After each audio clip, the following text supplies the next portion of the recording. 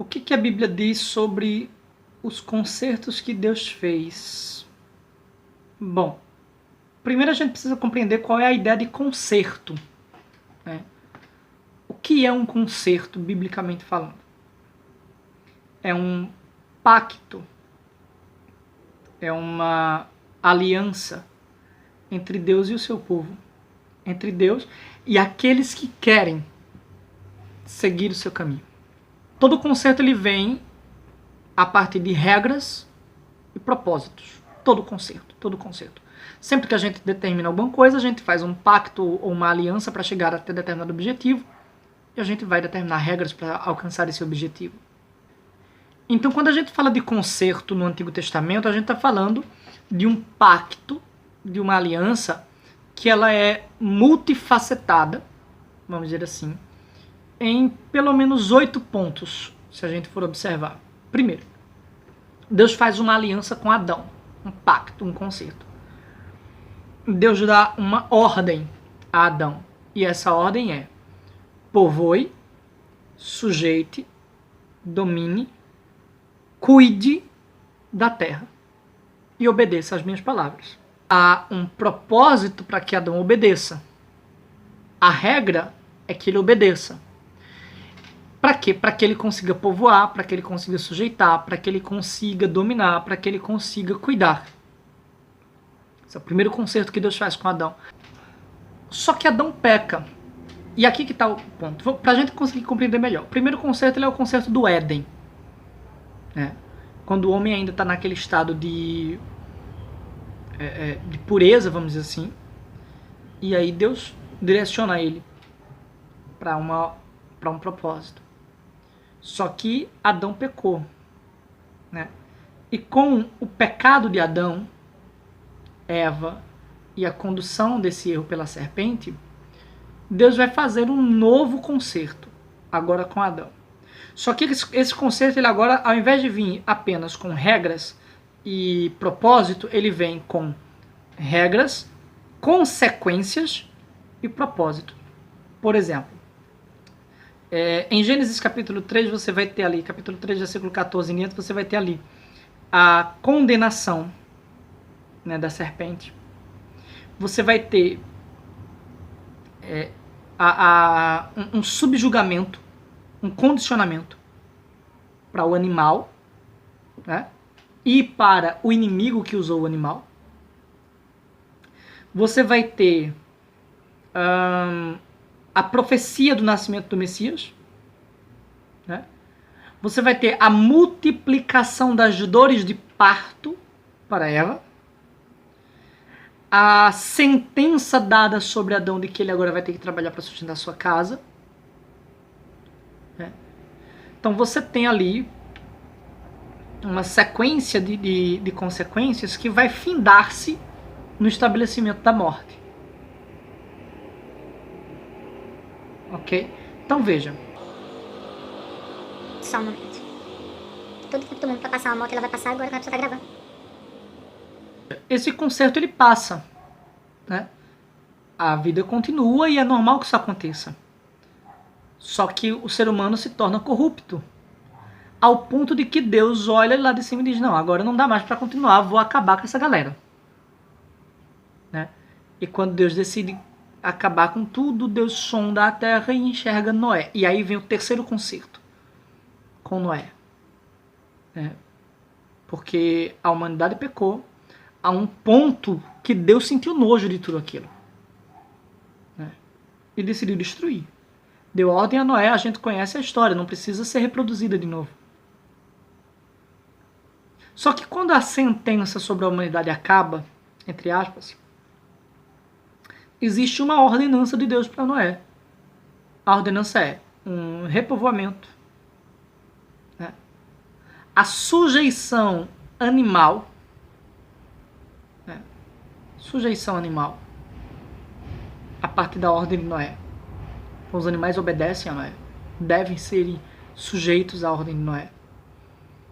Você tem a mudança na dieta, né? A alimentação mudou, porque o ambiente mudou. Com a inundação, o ambiente mudou, logo as condições de vida mudarão. Mudando as condições de vida, você muda a sua forma de alimentação.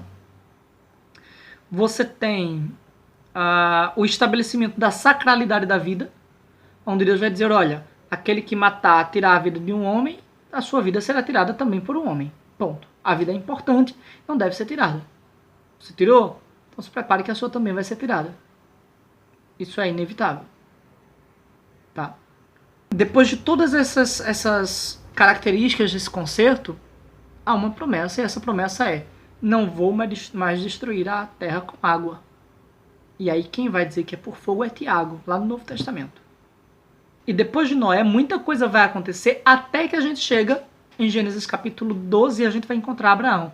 E é o quarto concerto, onde Deus vai direcionar elementos da vida espiritual, religiosa, social e familiar, determinando pontualmente o que as pessoas devem fazer.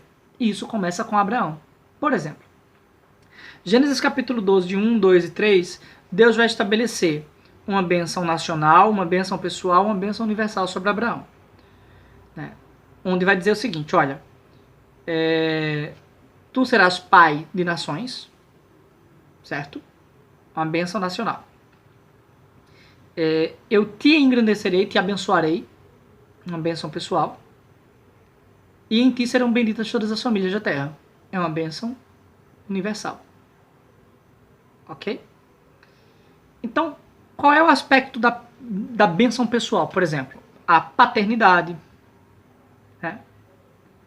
A intimidade e a ação de Deus direta, o estabelecimento de honra e reputação como elementos característicos dessa nova bênção, né? E o condicionamento de que Abraão é uma fonte. Não é só Abraão, é a fonte Abraão. Dele vai sair uma bênção para todas as famílias da terra. Dele, Abraão, sairão bênçãos que abençoarão todas as famílias da terra. Então, temos aí o primeiro pacto teocrático, que é, dentro da nossa lista, o quarto concerto, a quarta aliança, mas o primeiro do que a gente vai chamar de pacto teocrático. O segundo vai se dar com Moisés. Porque o primeiro estabelece 3 bênçãos, né? A bênção nacional, a bênção individual ou pessoal e a bênção universal. Em Moisés, no segundo pacto teocrático, nós vamos ter 3 áreas da vida que serão alcançadas. São elas: a pessoalidade, a sociabilidade e a religiosidade. Deus, através de Moisés, em Êxodo capítulo 19, do versículo 5 ao 8, Deus vai estabelecer ali elementos que falam exatamente sobre a pessoalidade, a individualidade, né, a religiosidade e a sociabilidade, a socialização, a sua vida social. Então, primeiro Deus diz, olha, eu vou abençoar, ok, mas eu vou condicionar isso daqui. Você precisa perceber que existem coisas que são incondicionais, Deus faz de forma incondicional, e existem coisas que são condicionais. Ai, Montarone, mas eu não quero que Deus condicione nada, porque eu sei que Ele vai me abençoar, vou viver a vida do jeito que eu quero. Oh, coitada. Faz isso não, querida. Faz isso não, querida. O terceiro pacto teocrático se dará basicamente, também ainda em Moisés, mas lá em Deuteronômio. É o que a gente vai chamar de pacto palestino. É o terceiro pacto teocrático. Quais são as características desse pacto? É um pacto legal, em primeira instância, ou seja, a partir do princípio da lei mosaica, certo? Que nisso vai ser estabelecido uma condição imediata ou condicional. Consequências imediatas ou condicionais. Consequências podem acontecer agora ou lá na frente. Não sabe exatamente. E o segundo aspecto dessa bênção palestina, desse pacto palestino, é a graça. Ou seja, é futuro, é algo para lá na frente, mas é incondicional. A graça ela não é condicionada. O quarto pacto teocrático vai se dar em Davi, lá em 2 Samuel capítulo 7. Versículos do 4 ao 17, a gente vai perceber alguns aspectos, e dentre eles a gente pode perceber a possessão eterna, Vê. O que Deus está fazendo? Deus está dizendo, Davi, eu vou estabelecer o teu reino por toda a eternidade. O reino não vai se apartar da sua casa. Segundo, a terra sempre pertencerá a ti. Sempre. Aos filhos de Davi. Israel sempre pertencerá. Será sempre reinado por Davi e será sempre de Davi.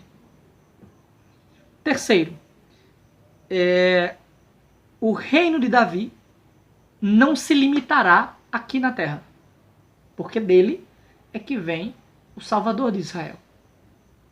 É para a sua posteridade, para o seu reino eterno.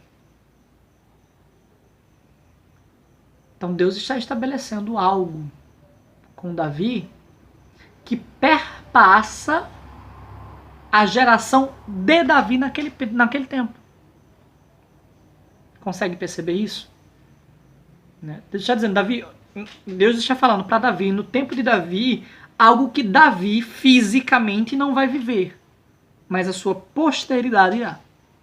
E o quinto e último pacto é o que a gente vai chamar de um pacto para um novo concerto, ou o que a gente chamaria de nova aliança. Né? Em Jeremias capítulo 31, versículo 31 ao 34, a gente vai encontrar algumas coisas. Por exemplo, nós temos uma restauração, nós temos uma regeneração e nós temos uma ação. A restauração da nação de Israel, a regeneração da espiritualidade, da intimidade com Deus e a ação do Espírito de Deus em. Percebe? Então vê, Deus fez pactos e tudo isso vai refletir no Novo Testamento. Tudo vai refletir no Novo Testamento. Quem quer ter uma vida de fato próspera, abençoada por Deus, segue não a lei, não o escrito, mas o pacto que Deus fez com ele, de graça e misericórdia. Não tem outro caminho. Bom, minha gente, se você assistiu esse vídeo até aqui, eu primeiro quero lhe agradecer, porque você é uma bênção na minha vida e tem contribuído para o crescimento do meu ministério na presença de Deus. Deus abençoe a sua vida. Quero agradecer a todos que acompanharam a série Conhecendo a Palavra de Deus. Espero contar com vocês também nos próximos projetos que surgirão daqui para frente. Conto com sua oração e com o seu compartilhamento desses vídeos. Beijo no coração